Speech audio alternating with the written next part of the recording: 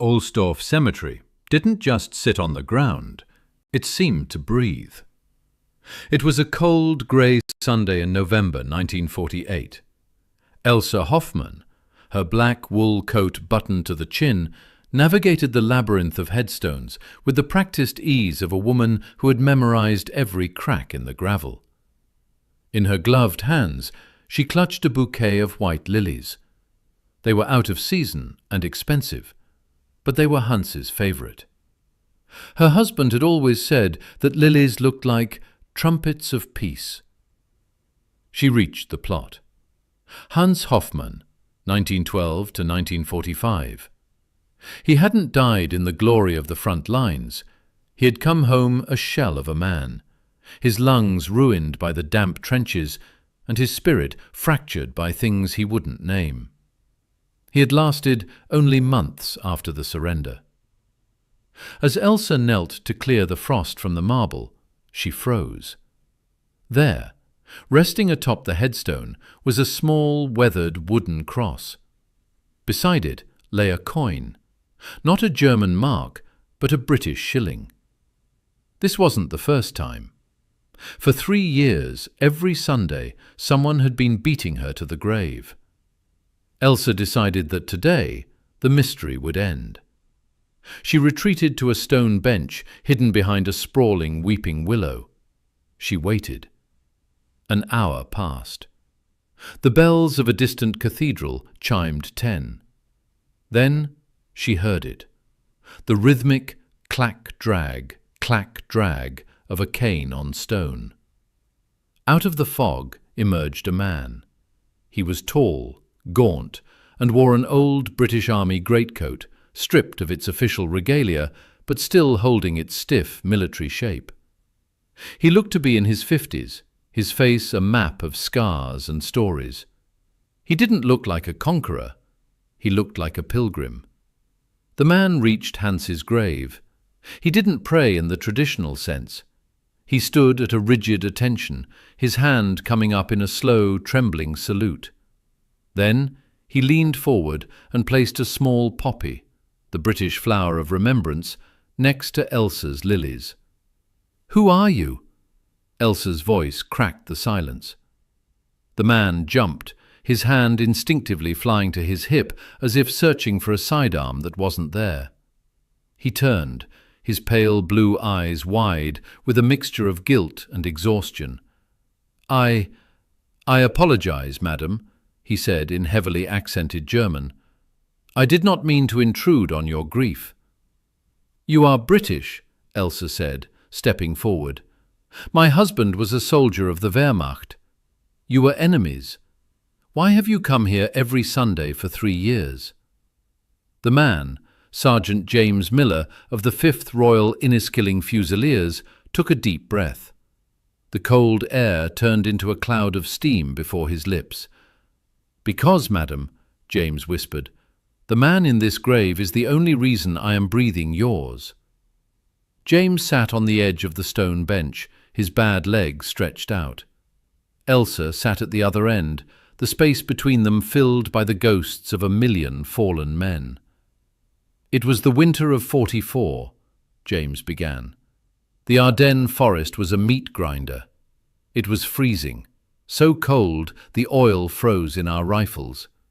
My unit was ambushed. I took shrapnel to the thigh and a bullet to the shoulder. I crawled into a shallow ravine, hiding under a fallen pine tree, watching my blood turn the snow a horrific shade of crimson."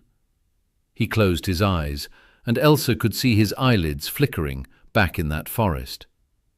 "I heard boots, heavy German jackboots. I held my breath, clutching a grenade with the pin halfway pulled. I wanted to take at least one of them with me. Then the branches moved. It was him, your Hans." Elsa gripped her coat. She remembered Hans's letters from that winter. They had been short, shaky, and filled with a strange kind of despair. "He found me," James continued. "He saw my rank, saw my uniform. I was a Tommy. I was the enemy who had been shelling his position for weeks. He raised his Kar 98K rifle. I looked him in the eye and waited for the flash. James paused, his voice trembling. But the flash never came. Instead, your husband did something that shattered every rule of war I had ever learned. The wind in the cemetery seemed to drop as James travelled back to the winter of 1944. "Your Hans," James whispered, his eyes fixed on the horizon, "didn't pull the trigger. He looked at me, bloody, broken and shivering, and he did something no manual teaches a soldier. He slung his rifle over his shoulder, knelt in the crimson snow, and reached into his tunic." James's voice grew thick. I thought he was reaching for a knife to finish the job. Instead, he pulled out a small, crumpled photograph of you, Elsa. You were standing by a sunflowers field, laughing. He pointed at the photo, then at me, and said in broken English, "She waits. Does someone wait for you?" In that frozen hellscape, the two men, mortal enemies by decree of kings and dictators, shared a moment of profound silence. Hans didn't just spare James, he became his guardian. For 3 days, as the battle raged around their ravine, Hans smuggled scraps of black bread and tins of water to the wounded Briton. He used his own field dressings to bind James's shattered leg, risking a firing squad for aiding the enemy. On the 4th night, James continued, the British lines advanced. Hans knew he had to leave or be captured. Before he vanished into the trees, he pressed that silver shilling into my hand. He told me, "If the world survives this, buy a flower for a stranger." I never saw his face again until I found this headstone. The war ended in a roar of fire and a whimper of surrenders, but for James Miller, the peace was a hollow thing. He returned to a gray, bombed-out London, his leg permanently mangled and his mind haunted by the man who had fed him in the snow. "I couldn't breathe," James told Elsa, who was now weeping silently. "I was a hero to my village, but I felt like a thief.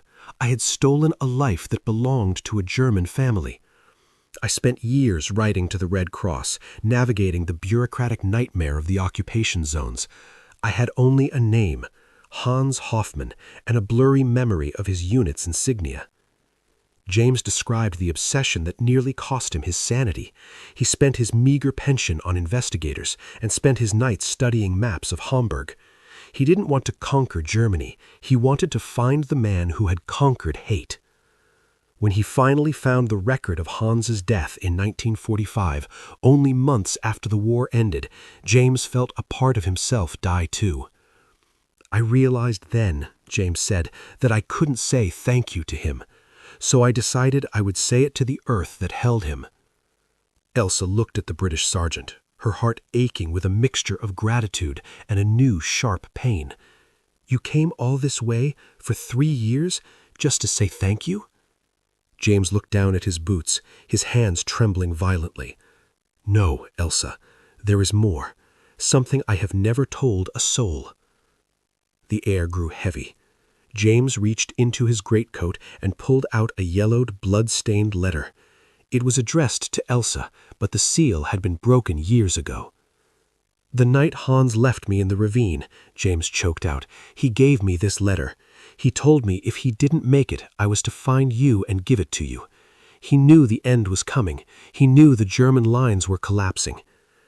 Elsa reached for the letter, but James held it back for a moment, his eyes pleading. "I found this grave 3 years ago," James whispered, "but I was a coward. I saw you here every Sunday, and I saw the way you looked at his grave. I was afraid that if I gave you this, you would hate me. Because, Elsa, the shrapnel that killed Hans's lungs, the wounds that eventually took his life after he returned home, they came from a British artillery strike on the night he saved me." The silence that followed was deafening. The man who had saved James had been slowly killed by James's own army on the very night of the rescue. Elsa took the letter. Her fingers brushed against James's calloused hand, the hand of the enemy who had been her husband's last friend. She opened the brittle paper. Hans's writing was frantic, scrawled by the light of a dying fire. "My dearest Elsa, If a man with a limp brings you this, do not fear him. He is the mirror of my own soul. I am tired of the blood, my love. Today I chose to be a man instead of a soldier. If I do not return, know that I died at peace because I found a brother in the middle of a war." Elsa looked up from the paper. The shocking reality wasn't the tragedy of the artillery or the irony of the war. It was the realization that her husband hadn't died a victim. He had died a victor over the darkness of the human heart. She stood up, her legs shaky, and did something that would have been unthinkable just an hour prior. She reached out and pulled the British sergeant into a fierce, sobbing embrace. In that corner of a German cemetery, the war finally ended. "Don't come on Sundays anymore, James," Elsa whispered into his coat. James pulled back, his face falling, thinking he had been banished. "Come on Saturdays," Elsa said, a small, sad smile breaking through her tears. "Come to my home. We will have tea, and you will tell me every word he said in the forest. You are not a stranger anymore. You are the last piece of my husband I have left." For the next 10 years, until James's passing, the neighbors in Hamburg whispered about the odd pair, the German widow and the limping Englishman who walked the parks together. When James finally died, Elsa buried him in the plot next to Hans. On their headstones, she didn't carve ranks or regiments. She simply carved 2 soldiers who found the man beneath the uniform. The white lilies and the red poppies grew together over both graves, their roots intertwining in the dark, quiet earth, proving that while hate is loud and fleeting, humanity is quiet, deep, and eternal.